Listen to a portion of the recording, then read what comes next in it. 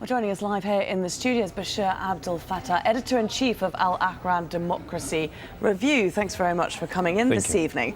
So we're hearing the authorities in Egypt insisting that these protesters, the pro-Morsi protesters, are heavily armed, that they're a threat to national security. Have we seen any evidence of that? I don't think that there are evidences, concrete evidences for that, but I think they were trying to find an umbrella, a legal umbrella for attacking the demonstrators in Rabaa al-Adawiyya and Nahdat Masr squares, because they think that those demonstrations make some sort of pressure, legal pressure, ethical pressure, political pressure for the government in Egypt now in front of the international community and also inside Egypt, because they declared before that the army supported the demonstrators against Dr. Morsi, and nobody supports Dr. Morsi. But now there are thousands of people that support Dr. Morsi. So they were really in a critical situation. That's why they try to find a legal umbrella for the attack of those demonstrators. And then today, when you hear them coming out very openly saying that they are going to use live rounds against any violent protesters, I mean, what does that make you think when you hear the government admitting that they are willing to shoot their own people?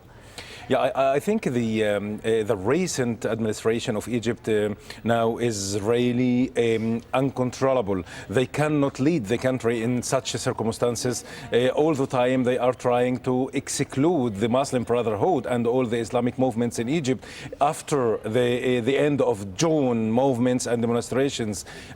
So I think the scene have never been finished yet, and in the next few days we'll find more and more numbers of death and dead bodies. So I think there will be a problem in Egypt. If not, there will be a national reconciliation between all parties and all sides in Egypt. You really think national reconciliation is possible, even further down the road? No way. If not national reconciliation, I think it might be a civil war and violence and another violence in Egypt, counter-violence in Egypt. So I think the way out from this crisis is that national reconciliation through Al-Azhar or the church, but we should search for national reconciliation. Otherwise, there will be a civil war. But in that national reconciliation idea, what space is there for the Muslim Brotherhood to exist as a legitimate entity?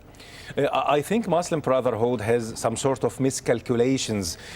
Sometimes they exaggerate in their power in society. They failed to rule the country, and also they failed to negotiate with the government for a reconciliation or a compromise before what happened yesterday.